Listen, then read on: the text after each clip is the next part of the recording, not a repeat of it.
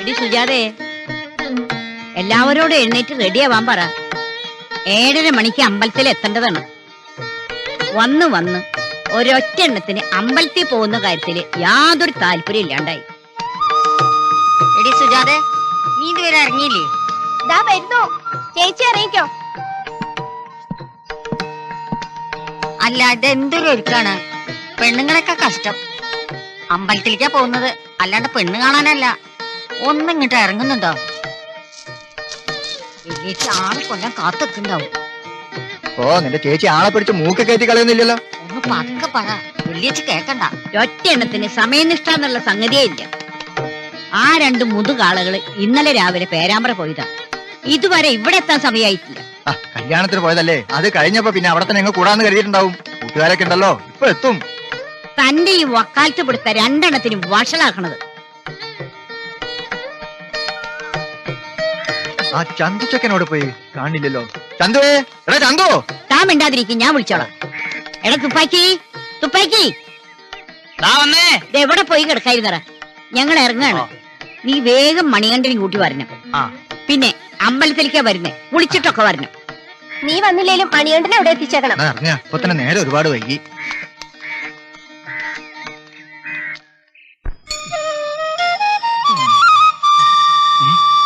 ഇവനെങ്ങോട്ട് പോയി?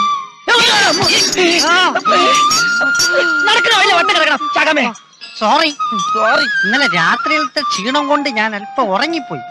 ഒന്നുമില്ലെങ്കിലും ഞാനൊരു പ്രൊഫഷണൽ തീഫല്ലേ. അയ്യടാ, പ്രൊഫഷണൽ തീഫ്. എന്താ നിനക്കൊരു പുച്ഛം പോലെ? എടാ, എന്നെ സർക്കാർ അംഗീകരിച്ച് സ്റ്റേഷനിൽ ഫോട്ടോ വെച്ചിട്ട് കൊല്ലം 3 നാൾ കഴിഞ്ഞു. നിന്നെ പോലെ പറഞ്ഞിട്ടില്ല. എടാ, എന്നെ പോലുള്ള ഭീകര കള്ളന്മാരുടെ ഫോട്ടോ ഒന്നും സ്റ്റേഷനിൽ വെക്കാറില്ല. വെച്ചാൽ തന്നെ പോലീസ് ഡിപ്പാർട്ട്മെന്റ് വിവരം അറിയും. അറിയാവാ? അയ്യോ സോറി, ഞാൻ അറിഞ്ഞില്ല കേട്ടോ ഇങ്ങനെ ഒരാളാണെന്ന്. എന്ത് പറ്റിയടാ? എന്തുപറ്റി? എന്താണെന്നറിയില്ല, ഈയിടെയായിട്ട് സൂര്യപ്രകാശം കണ്ണിലടിച്ച ഭയങ്കര പെയിനാ. ആണാ? അത് പ്രായമായവർക്ക് കണ്ണിൽ തിമിരം വരും. ഡോക്ടറെ കാണിച്ചാൽ മതി. വെറുതെ അമ്പലത്തിൽ നടന്ന് പുളു അടിക്കല്ലേ. 4 രാത്രി ആ മേമനച്ചന്റെ കയ്യിൽ നിന്ന് ഊരിയെടുക്കാൻ പറ്റുവാണ്. എനിക്കറിയാം. ഒരു പ്രൊഫഷണൽ തീഫ്. ശരിയാ, എന്തൊരു ഇടിയായിരുന്നു അങ്ങേരി. വൃത്തികെട്ടവൻ ചെളി. എന്റെ കന്നുകാലികളെ ഭാഗ്യം കൊണ്ട് രക്ഷപ്പെട്ടു എന്ന് പറഞ്ഞാൽ മതി. പള്ളിയിൽ കയറിയിട്ട് പൊന്നും കുരിശു പോയിട്ട് ഒരു ഉണക്കക്കുരുത്തോല പോലും കിട്ടിയില്ലല്ലോ. അല്ല, ഞാനൊന്ന് ചോദിച്ചോട്ടെ, ഇയാൾ അച്ഛനാവാൻ വേണ്ടി കരാട്ട പഠിച്ചതായിരിക്കോ? ഏയ്, അതായിരിക്കില്ല. പണ്ട് നാട്ടിൽ അടിയുണ്ടാക്കിയപ്പോ നാട്ടുകാർ ഓടിച്ചിട്ട് പിടിച്ച് സെമിനാരി ചേർത്ത് അച്ഛനാക്കിയതായിരിക്കും. ആയിരിക്കും. കേറുന്നില്ല.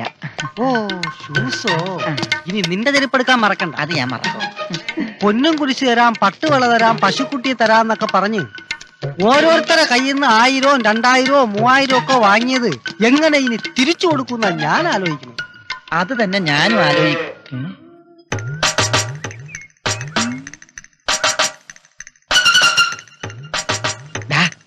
മദനാ, നോക്ക്. പാത്തുമ്മയുടെ കടം തീർന്നടാ.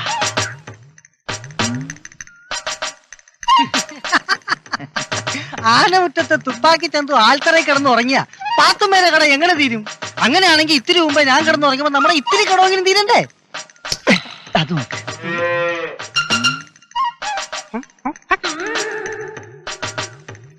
ഓ, എന്നത് പൊക്കാം.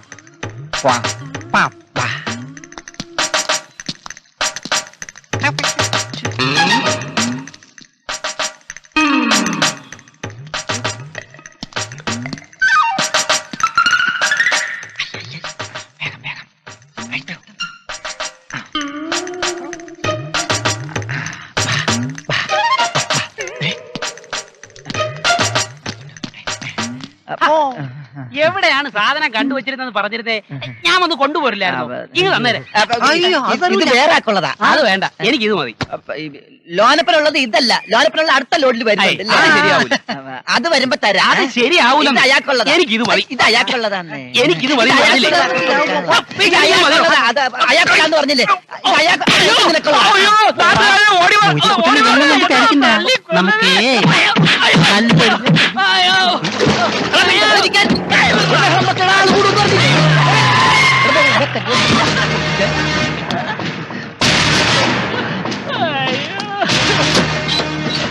എന്താടാ ഇവിടെ കുട്ടിയേട്ടാ ഇത് എനിക്ക് തരാനുള്ള കാളക്കുട്ടിയാ. കൊടുക്കടാ. നിനക്ക് തരാൻ പാടില്ലേ, അതിനുമ്പ് നീ കരണേന്ദ്ര കൊണ്ടോ. നേരത്തെ തന്നെ കൊടുക്കാൻ പോയതാ, അപ്പൊ വേണ്ടാന്ന് പറഞ്ഞു. നിന്റെ തള്ളേനെ വേണമെങ്കിൽ ഒരാഴ്ച മുമ്പെങ്കിലും പറയണം, മനസ്സിലായ? ഗോവിന്ദൻകുട്ടി ചേട്ടന് അസിസ്റ്റന്റ് ചേട്ടന് സുഖം തന്നെ അല്ലേ? പോകുന്ന ചേട്ടാ പോയിട്ട് ഒത്തിരി ബിസിയാണ്. ദാ, വണ്ടി കയറാ.